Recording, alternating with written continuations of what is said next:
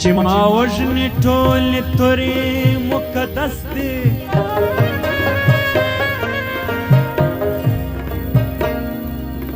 خو زما مزاحمت هم کافري ده دا اورنګ په مخ نقاب د اسلام پروت دی د تاریخ میں ہر پاڑا فریادی دا پښتنې بزل پڅنی سی و باتا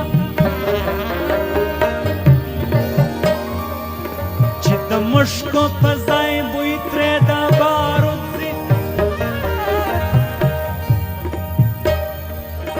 چې باد